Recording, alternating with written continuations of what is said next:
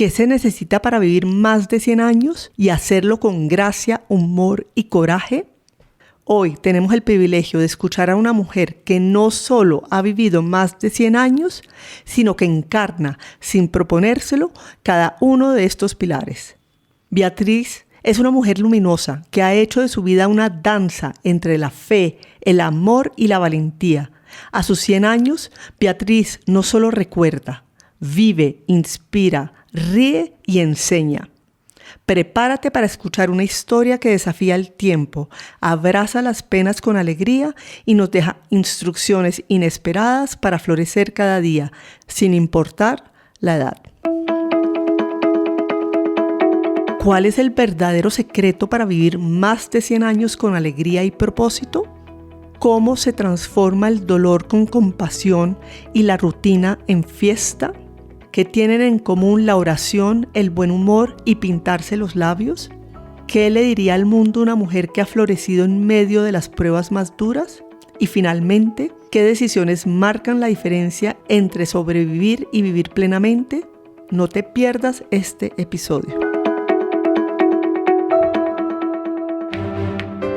Hola, soy María José Ramírez, con instrucciones para florecer. Conversaciones íntimas con mujeres extraordinarias que han elegido vivir con propósito, romper barreras internas y liderar desde su verdad.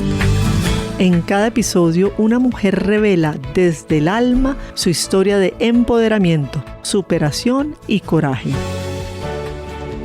Si buscas inspiración, herramientas y valentía para transformar tu vida desde adentro, aquí están tus instrucciones para florecer.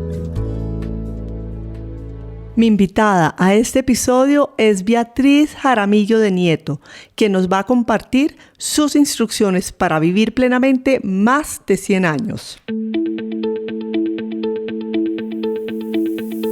Beatriz de Nieto nació en 1925 en Barranquilla, madre de 7, empresaria, fundadora de obras sociales y símbolo de alegría resiliente.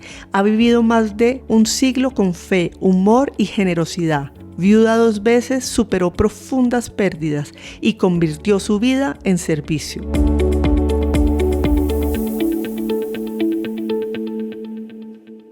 Bienvenida, Beatriz, a Instrucciones para Florecer. Muchas gracias por tu visita. Yo estoy acá feliz con una mujer que admiro desde hace muchísimos años, muy amiga de mi mamá, inclusive fue mi mamá quien me sugirió que la entrevistara. Entonces, de verdad que es un gran honor para mí poder estar acá en tu casa hermosa hablando contigo. Muchas gracias, María José. Yo también estoy feliz de estar aquí contigo. No soy muy amante de las entrevistas, pero tratándose de ti, estoy encantada. Ay, qué emoción. Bueno, Beatriz, empecemos por tu infancia. Yo sé que tuviste un episodio de una niña de 9 años que creo que los hermanos o algo la echan a la piscina. ¿Y qué pasa en ese momento? Bueno, era el cumpleaños de una amiga mía y se celebraba en el country. Y los Sécar, que eran mis íntimos amigos, no estaban invitados, pero estaban en el country. Uh-huh. Entonces yo les hacía como quien dice burla y dicen, ustedes no están invitados, pero yo sí. Entonces me tiraron a la piscina y casi me ahogo. Ay, Dios mío. Sobre todo con el vestido todo vaporoso y el lazo en la cabeza, como era en ese tiempo. Me sacó la señora, me envolvió en una toalla y me mandó para mi casa. Tú tampoco pudiste estar en la fiesta. La fiesta, no, nada. Y ellos apenados después me pedían perdón.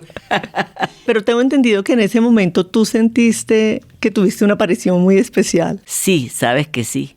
Sí la tuve, como quien dice, la Virgen se apareció, pero no era la Virgen que yo no, era una cosa un poco difusa, pero ella me ayudó a salir. Ella me ayudó rápidamente a salir. ¡Qué hermosura! ¡Qué hermosura! Es que soy muy devota. Y entonces probablemente en eso se manifestó desde el principio. Desde el principio. Y qué rico poder tener desde tan chiquita como ese sentimiento de estar acompañada y protegida por la Virgen. Sí, sí, sabes. Aunque no soy tan amante de la Virgen, mi padre es Jesús. Tu padre es Jesús. Bueno, la Virgen y Jesús. Entonces, la madre y el padre. Sí, señora. Tu infancia estuvo marcada por algunas carencias y por un padre difícil. ¿Qué crees que aprendiste de esa época y qué fuerzas sacaste adelante? Mi infancia fue un poco dura, sobre todo porque mi papá, tú sabes que mi papá llegó a Barranquilla como jefe del telégrafo, a instalar el telégrafo. Y entonces ahí nací yo. Mi hermano Bernardo y yo nacimos en Barranquilla. Y mi papá se aficionó muchísimo al trago. Se lo pasaba en el Club Barranquilla, con toda la gente de Barranquilla, importante. Pero se aficionó y entonces eso me marcó un poquito porque ya cuando tenía como 12 años o 13 años, mi papá estaba bastante aficionado al trago. Y mi mamá era una mujer maravillosa que nos supo dar un ejemplo muy fuerte de valentía, de seguridad. Pero yo lo juzgo a mi papá, sino que me estás preguntando y te lo cuento. Claro. Sí, entonces eso, pero nunca perdí la seguridad, afortunadamente. Al contrario, te debió haber dado más seguridad, ¿no? Para la vida. Soportar eso no era que me doliera, no, sino me molestaba un poco. Pero uno cuando está tan joven no mide esas cosas porque tenía del otro lado la fortuna de tener una mamá muy valiente, muy sonriente y muy pendiente de que las cosas funcionaran bien en la casa. De lo cual heredaste absolutamente todas esas virtudes. Espectacular. Beatriz, te casas joven, tienes 5 hijos y a los 34 años enviudas, quedas con esos 5 niños. En ese momento, ¿qué piensas? Dios mío, porque sola, una mujer que en esa época además con una finca que pues me imagino que no te habías dedicado a sacar adelante esa finca. ¿Qué piensa la Beatriz de los 34 años cuando le pasa eso? Pienso que la muerte llegó en una forma tan repentina porque Jaime Vélez, mi primer marido, tuvo su primer infarto a los 40 años y se cuidó un poco, pero el médico, que era el Chato Valencia, dijo, no, Jaime, tú puedes seguir tu vida. Y fue tan explícito. Jaime le gustaba la pesca submarina y siguió con la pesca submarina. Y a los 42 años le dio un infarto repentino y lo mató. Entonces, él de 42 y yo de 34, quedé sumamente afligida con todos estos 5 niños de por medio, porque me fui a Medellín a enterrarlo al lado de su papá, porque él me lo había pedido en alguna ocasión. ¿Y quieres que te cuente lo que pasó en adelante? Claro que sí, Beatriz. Mil gracias. Bueno, pues el primer mes fue muy duro. Yo en Medellín muy triste, muy acongojada. Y al mes regresé a Cartagena, donde yo había llegado a mis 2 hijas conmigo en el avión cuando llevamos el cadáver de Jaime. Y me regresé a Cartagena a ver qué hacía. Entonces lo primero que hice fue abrir una oficina en la misma colombiana de tabaco, que era Jaime el gerente, una pequeña oficina para arreglar los papeles de todo lo que Jaime debía o tenía, porque no tenía ni idea. Y entonces resolví, después de ver tantas cosas, que yo me iba a hacer cargo de la finca. Pero antes en Medellín te cuento que los de la junta directiva y muchos amigos de Jaime me invitaron a comer al Club Unión y me dijeron, Beatriz, tú, porque yo les dije, yo me voy a hacer cargo de la finca. Me dijeron, no, tú tan joven que no tienes experiencia, eso va a ser muy duro, mejor vende la finca y eso te da una renta. Pero yo les dije, no, yo no las quiero vender. Y me fui a Montería y de ahí cogí un jeep, fui con mi hermano Hernando, que me acompañó la primera vez. Y llegué a la finca sin saber qué iba a hacer, porque yo llegaba a la finca era a montar a caballo. Claro, a pasar rico. A comer mi sancocho, a acostarme en la hamaca, a leer. Entonces me tocó comenzar de a poco, con mucho trabajo, pero todos los meses seguí yendo a la finca. Me quedaba una semana entera y empecé a tumbar montañas, a hacer represas, a progresar, a aprender el precio del ganado. A marcar ganado. Tengo entendido que tú también marcabas el ganado. Claro, claro, porque afortunadamente Jaime me había dejado un librito y en el librito decía, yo le dejé al campesino, fulano de tal, le dejé 12 vacas y la fecha. Entonces yo llegaba donde el campesino decía, bueno, las vacas que dejó Jaime ya deben haber producido sus crías. Sí. Entonces me sacaba las crías. Bueno, son 10 crías. Muy bien, 5 para usted y 5 para mí. Márquelas de una vez. Y así me fui acostumbrando y manejé la finca y la agrandé sobre todo, porque cuando yo llegué era la finca para 500 cabezas de ganado. Y cuando ya resolví retirarme, porque llegó Salvador, mi hijo mayor, ya... Hechos y derechos. Sí, ya con fuerzas, entonces ya la dejé para 2.500 reses. Pero eso fue un capítulo muy duro, pero al mismo tiempo yo tenía la fuerza para hacerlo, sobre todo por mis hijos, porque quería que a ellos no les faltara nada y seguí viviendo en Cartagena durante 2 años.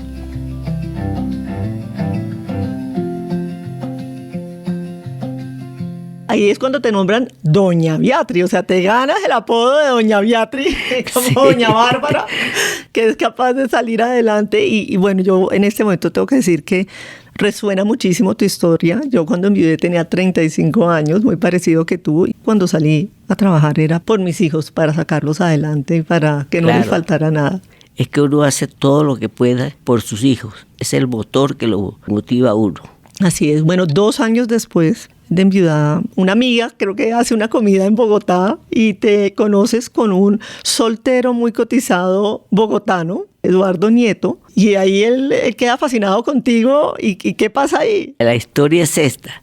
Yo venía en el avión de Cartagena a Montería con uno de mis hermanos. Y mi hermano se paró y me dijo, voy a hablar con un amigo. Y el amigo era Eduardo Nieto Calderón. Cuando llegamos a Montería, que nos bajamos, empezamos a conversar y comprendí que él era hijo de Maruja Calderón de Nieto. Y que mis amigas Magola Suero de Gamboa y Sonia de la Vega de Mogollón eran muy amigas de ellos también. Entonces entablamos una conversación pues animada pero breve. Sí. Y nos despedimos. Después yo me fui para la finca con mi hermano, pero en el transcurso de esos 2 meses o 3, Eduardo iba a Cartagena y siempre preguntaba por mí. Y yo nunca estaba. Siempre estaba en Medellín, o estaba en la finca, o estaba en el exterior. Nunca pude volver a verlo. Pero cuando vine a Bogotá a poner mi hija mayor, porque estaba insoportable, ahora es un modelo. Y yo decía, no puedo educar 5 niños con una niña que es tan terrible. Por ejemplo, una amiga me estaba haciendo una visita y ella salió y se llevó el carro. Sí. de matarla. Sí. Pero así eran una serie de circunstancias para educar 5 niños en unas condiciones, ¿me entiendes?, sin papá. Entonces, bueno, vine a Medellín a ponerla en el Sagrado Corazón en Medellín. La madre Anunciata, que era la directora, conversó con ella y me dijo, no, ella sabe mucho del comunismo, se ha leído muchos libros, yo no la puedo recibir.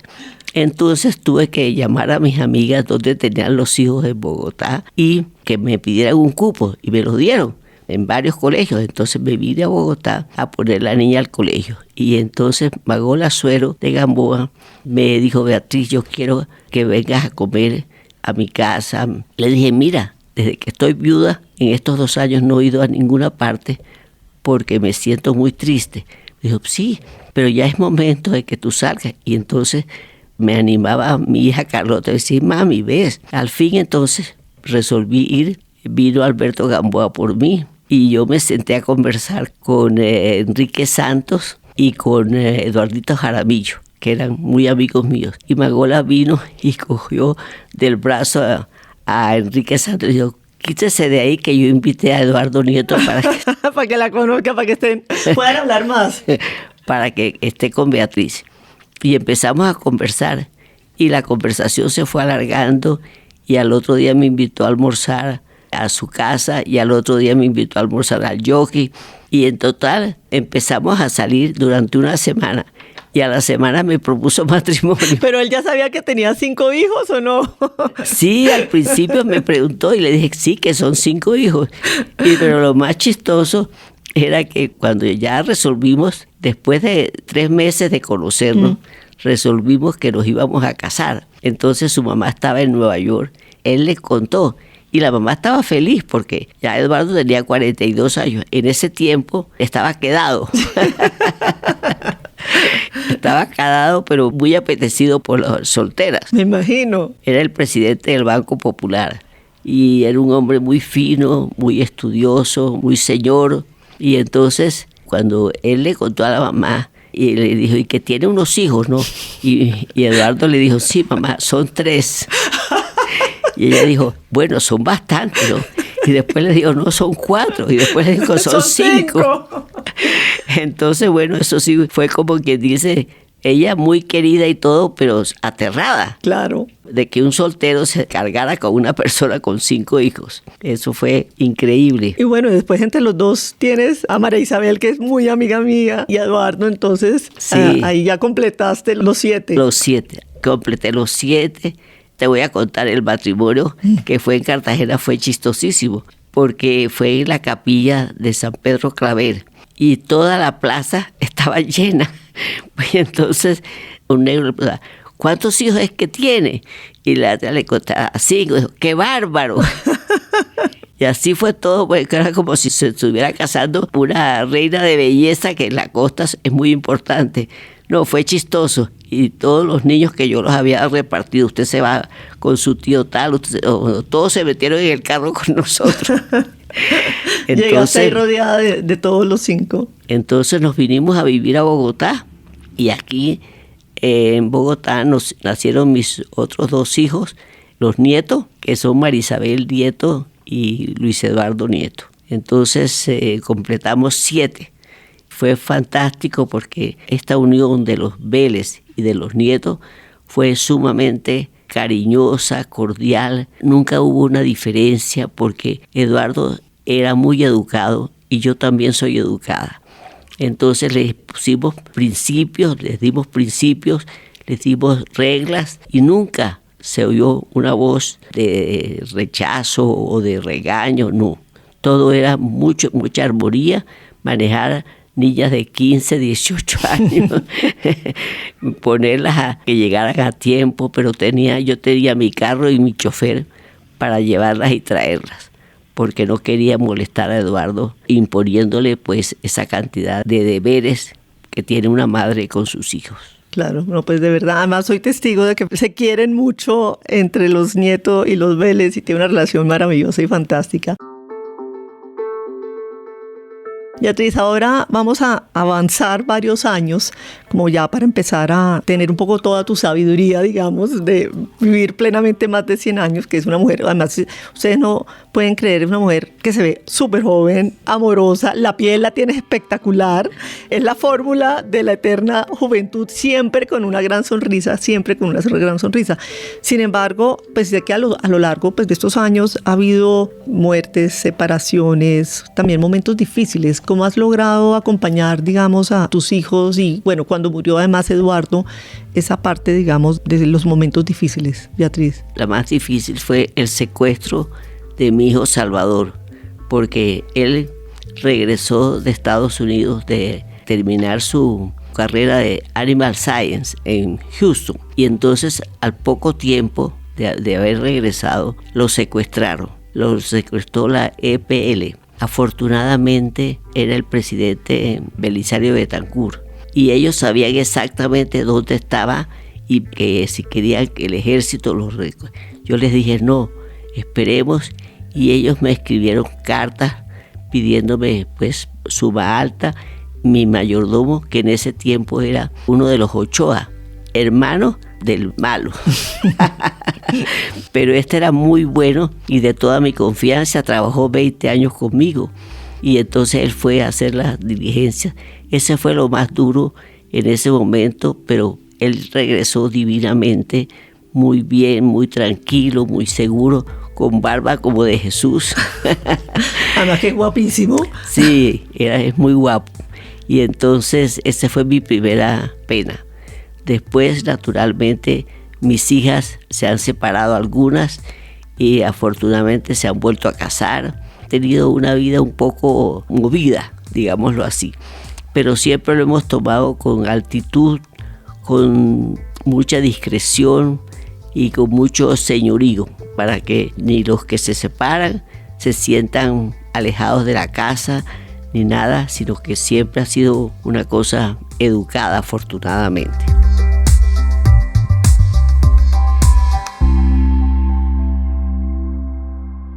Beatriz, tú hace muchos años, varios años, abriste un comedor comunitario y luego el taller Santa Rita, que además me impresionó porque la semana pasada que hablamos estabas vistiéndote para ir a un evento, o sea, todavía después de tus 100 años sigues muy pendiente y muy cercana al comedor comunitario del taller Santa Rita. Cuéntanos esa labor tan linda. Eso fue hace muchos años, hace 22 años, que fui con un sacerdote de la iglesia de Santa Rita a vender una ropa de segunda y toallas y toda clase de cosas para el hogar. Y lo hacían en una casa, que era una casa comunitaria. Y a mí se me ocurrió, cuando vi esa casa tan buena, dije, caramba, yo nunca he hecho una obra de caridad en forma. Y entonces le propuse al padre que si esa casa la podría yo tomar, arreglarla y poner ahí una obra de caridad. Más que todo, no fue comedor, fue al principio como una especie de escuela para los niños.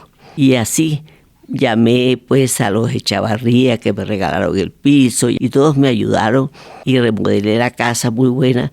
Y ahí tuve siempre 50 o 60 niños, 30 por la mañana o 20 y 40 por la tarde o 10 por la mañana. Depende de sus colegios. Los que tenían colegio por la tarde venían por la mañana y los que tenían colegio por la mañana venían por la tarde. Y ahí les estuve dando sus meriendas, sus instrucciones, pero entonces ya yo necesitaba un sitio para darles un almuerzo como tocaba. Y las damas diplomáticas me ayudaron, especialmente la embajadora de Estados Unidos, que era simpaticísima, una boliviana muy encantadora. Entonces ella habló con sus colegas y me regalaron en ese tiempo 45 millones de pesos. Hicimos un comedor. El comedor muy bonito, consta de un salón donde está el comedor, una cocina y una despensa y un baño.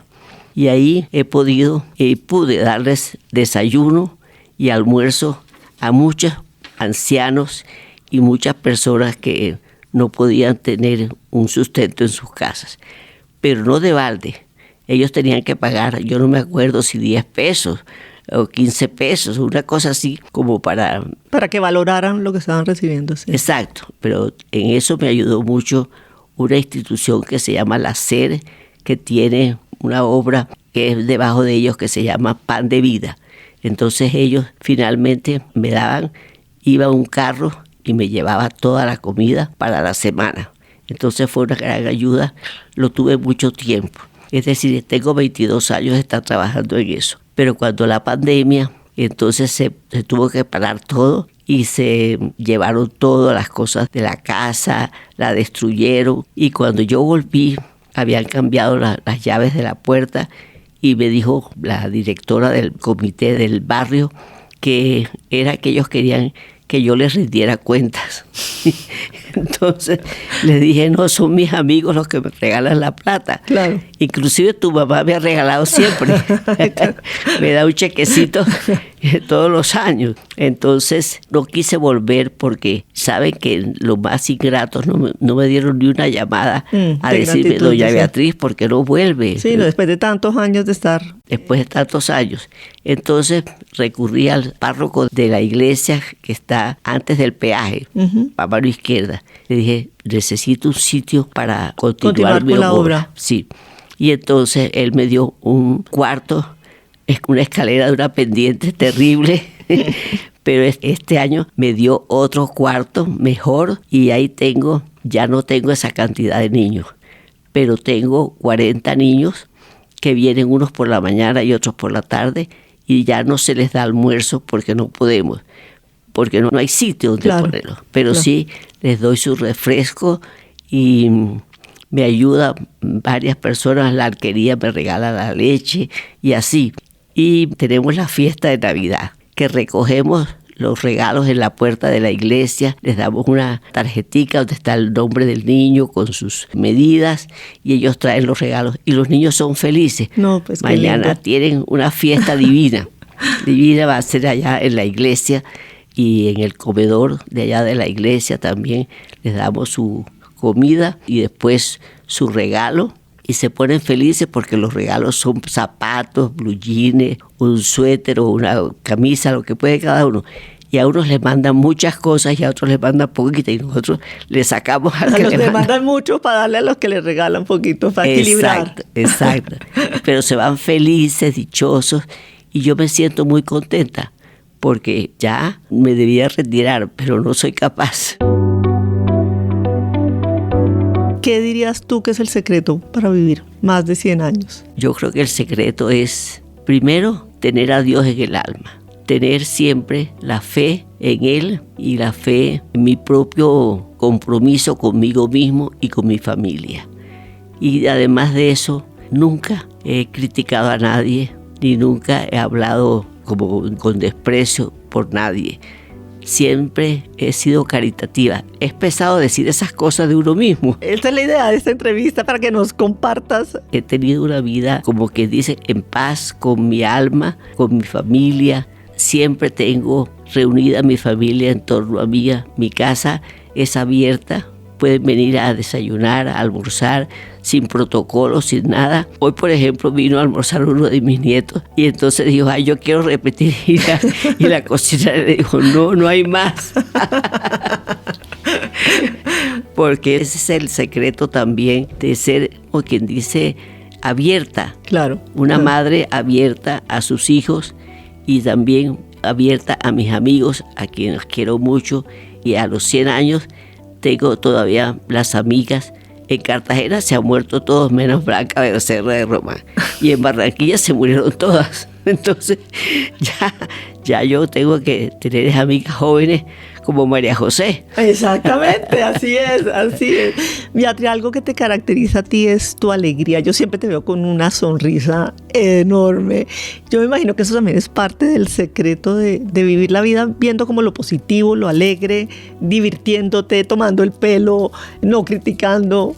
Sí, siempre trato de que las cosas duras que pasan, las sufro 1 hora, 1 día, 2 días, para los 2 días digo, tráigame un vodka que ya me lo voy a tomar inmediatamente. Ayudar a que pase la pena. Claro, mucho rezo y mucho trago. Me gusta esto. Mucho rezo, mucho trago. Y también bailarse y pintarse los labios, ¿o no? No, eso sí. Pintarme los labios siempre. Y me gusta siempre estar como bien arregladita, porque nada más feo que una viejita toda desarreglada. Es como los niños. Los niños y los viejos tienen que vestirse y arreglarse muy bien. Ahorita está como una princesa de rosado espectacular. Oye, ¿y tú qué le dices a la gente que se queja y que critica y que anda como amargada? Me da compasión de ellas, porque no vale la pena. No vale la pena las personas que critican. ¿Qué sacan con eso? Nada. Además de eso, uno huye de las personas que son negativas. A mí me gusta más la alegría, el baile. Ya no puedo bailar porque tengo un poco de desequilibrio. Pero ahí recientemente sacaste en Instagram un post y estabas bailando. Bueno, yo siempre doy mis pasitos. El Mono Román en Cartagena decía el año pasado, en el 31 de diciembre, ¿ustedes para qué invitan a otras personas si ustedes solas hacen la fiesta? Y me consta que pasé un 31 de diciembre recientemente contigo y tu familia, y así es.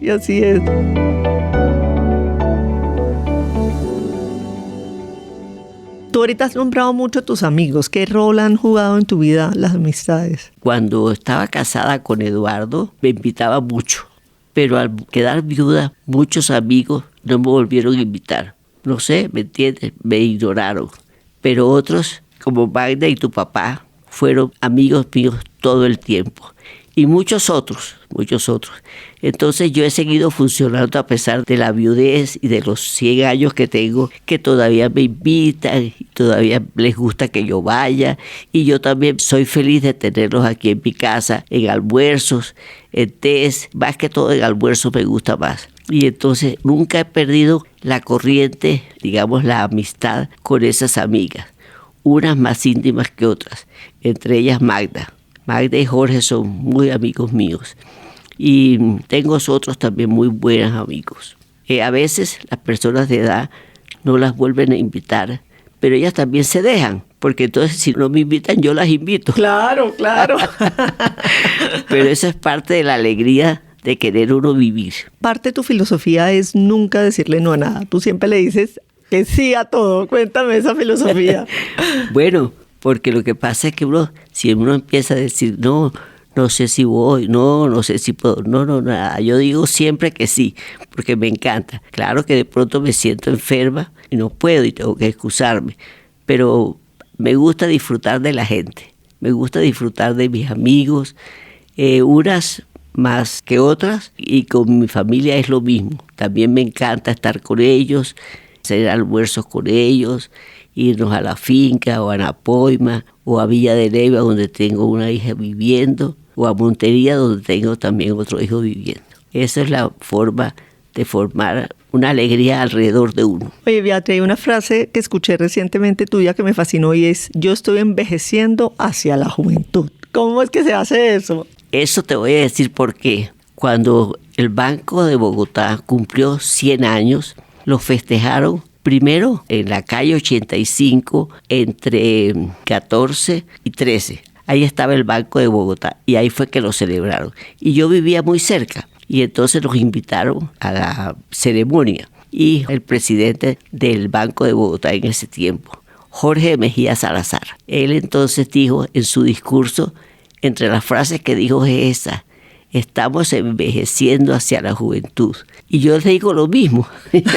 Yo estoy envejeciendo hacia la juventud porque no me dejo. No me dejo. Beatriz, ya digamos en cosas más prácticas, yo sé que haces ejercicio, yo sé que bailas. ¿Qué otros secretos por ahí nos puedes compartir que te ayudan, digamos, a mantenerte de tan buena manera con más de 100 años? Ejercicio nunca he hecho.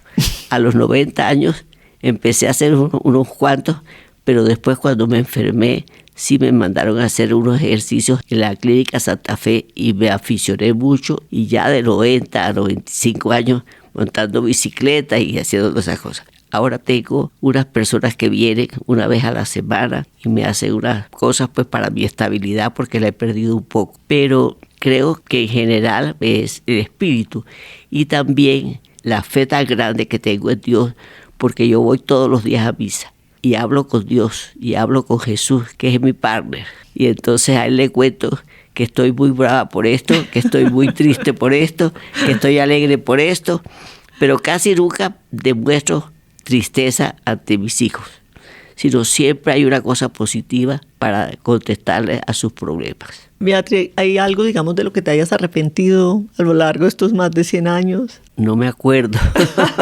¡Qué bien! Olvidarse de eso. No me acuerdo de haberme arrepentido, no tengo nada especial de qué arrepentirme, porque los he vivido plenamente. Así es. Y por eso este episodio se llama Instrucciones para vivir más de 100 años plenamente. No, y la fiesta que hicimos de los 100 años, la que hicieron mis hijos, fue fantástica. Hicieron como un garden party estilo londinense. Ajá. Entonces todas las señoras fueron de sombrero, elegantísimas, los señores también.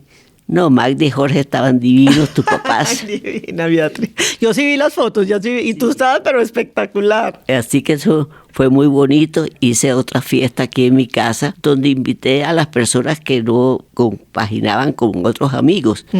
Pero fueron también bastante concurridas, y el detalle más lindo fue que al final se aparecieron unos de los... Te hicieron una serenata con unos mariachis. Con unos mariachis. Uh-huh. Y entonces yo dije, pero ¿quién será, Dios mío? Y prívense, los mariachis me lo habían traído la señora de la cocina y mi conductor. ¡Ay, qué lindo! ¡Qué especiales! ¡Qué especiales! Sí. Entonces he tenido la fortuna también de tener siempre muy buen servicio, muy buenas personas. Tengo una, tiene 97 años y tiene 67 años de estar conmigo. ¡Wow! Toda una vida. Increíble. Toda una vida, sí. Toda una vida.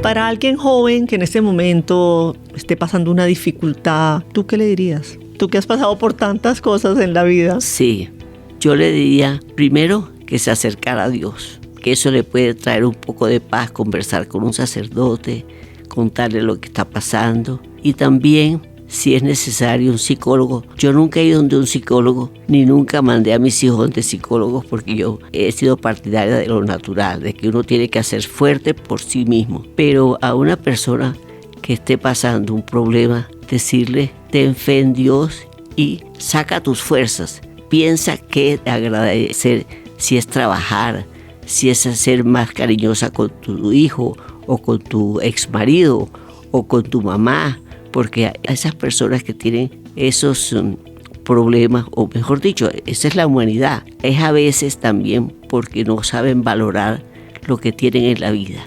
Hay que valorar al papá, a la mamá, a los hijos, al marido, a las amigas. Todo eso hay que darles el valor que tienen y compartir con ellos y decirle a esa persona, llama a una amiga, llama a una persona que tú quieras que pueda ayudarte y distráete, no te quedes clavada. Sí. Vete para un cine, vete para un restaurante o vete para un bar. Hay algo que dijiste que me pareció muy lindo al principio de la entrevista y es que no le tienes ningún remordimiento a tu papá. Tomaba bastante y fue difícil, pero ¿eso fue desde siempre o hiciste algún proceso como de perdón o fue un tema de gratitud o simplemente lo comprendo y lo acepto así? Sí, lo comprendo, lo acepto así y en sus últimos años fui muy buena con él porque él murió de tuberculosis y entonces le arrendamos una casa. Ya yo estaba casada y ya tenía a Carlota. Entonces le arrendamos una casa en Puerto Colombia y allá lo íbamos a visitar y fue todo con bondad, con enfermera, con todo el cariño de toda la familia. Qué lindo, la bondad, la gratitud, sí. Todas las virtudes como positivas que nos enseñan, pues definitivamente los has vivido a lo largo de tu vida y yo siento que eso es uno de los secretos también para la longevidad, de poder cultivar esos sentimientos positivos. Sí, eso sí es muy importante. Tú que has pasado también por esos problemas que he pasado yo también te admiro tu fortaleza, no solamente fortaleza, sino rectitud para encauzar tu vida. Pero Dios te premió. Claro, ahora sí. De acuerdo. Así es, así es.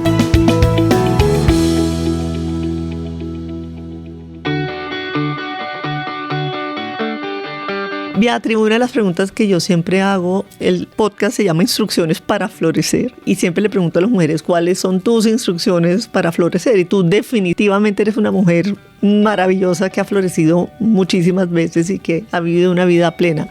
¿Cuál dirías tú que son tus instrucciones para florecer? Para uno florecer tiene que tener seguridad en sí misma, ante todo quererse uno mismo, es decir, al decir quererse uno mismo es no dejar que los problemas y las penas te acaben, sino, como les digo, hacer la pena, pero enseguida decir, hay que seguir viviendo. Y cuando uno tiene que seguir viviendo, tiene que tener la forma de hacer la vida más agradable y más tranquila y más positiva. Esa ha sido mi manera de ser. Y además de eso, dejarse uno consentir, desayunar en la cama, por ejemplo, y tener un servicio fabuloso. Si se puede, si no se puede, pues no se desayune en la cama. Pero yo sí me he dado, pues, como darse gusticos. Esos gusticos que me sé cuidar y que me sé también estar contenta conmigo misma. Beatriz, espero que falte mucho tiempo, pero el día que no estés, ¿qué legado te gustaría dejar? Bueno, el legado mío sería de honestidad, de dar felicidad a los que te rodean. No dejar que las penas te agobien y desfiguren tu personalidad, sino al contrario, hay que salir adelante y tener el optimismo de querer la vida, de querer seguir adelante. Hay cosas demasiado graves que yo no puedo valorarlas porque nunca he pasado por una cosa tan grave, pero uno tiene que quererse a sí mismo para darle a las otras personas el sentimiento de alegría, de optimismo y nunca nada que no sea optimismo, sino que sea valor, alegría y bondad. Me parece hermosísimo y siento que lo contagias con tu sonrisa, con tu sola presencia, pues siempre das muchísimo amor, muchísimo ejemplo, muchísima bondad.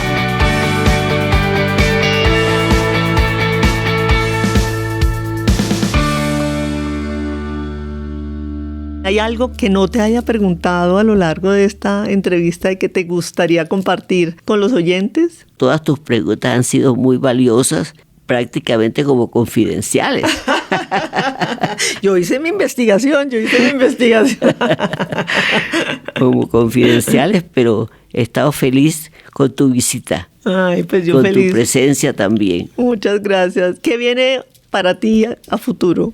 Al futuro, pues mira, cada noche digo, puede ser que esta noche sea la última. Y entonces le digo, bueno, pero me haces el favor, Jesús, no me hagas sufrir. Me gusta eso, voy a decirle, empezar a decir eso, sí. No me hagas sufrir, dame una muerte rapidita. Que así sea. Bueno, pues Beatriz, muchas gracias. De verdad que esto para mí es un enorme honor estar acá en tu casa contigo. Te quiero muchísimo, el cariño que te tienen mis papás toda la vida, mejor dicho, lo heredé yo, además muy amiga de Marisabel. Y a todos, pues a muchos de tus hijos los conozco y los admiro como familia, que es una familia muy linda, muy alegre. Entonces, muchas gracias, Beatriz. Gracias a ti por pensar en mí. Hoy hemos sido testigos de una vida vivida con propósito, entrega y una alegría que no se apaga, ni siquiera en medio del dolor. Beatriz de Nieto nos ha recordado que la fe puede ser refugio, que la risa también es medicina y que maquillarse, brindar o bailar pueden ser actos de resistencia y de esperanza. Gracias, Beatriz, por mostrarnos que no hay edad para florecer, que el amor se multiplica cuando se comparte y que la vida se honra mejor cuando se vive con gratitud, valentía y un corazón dispuesto a decir que sí. Y como su historia no fuera ya suficientemente inspiradora, al terminar nuestra conversación me compartió algo más, que juega bridge. Pero lo más sorprendente es que aprendió a jugar hace apenas 20 años. Es decir, a los 80. Una prueba más de que nunca es tarde para aprender algo nuevo, para mantener la mente despierta y el alma joven. Que este episodio nos inspire a vivir cada día con más gracia, más alma y más sentido. Si este episodio tocó tu corazón, te invito a compartirlo con alguien a quien quieras inspirar. Y si aún no lo has hecho, sígueme en tu plataforma de podcast preferida para que no pierdas ninguna de estas historias que nos recuerdan que florecer siempre es posible. Hasta el próximo episodio.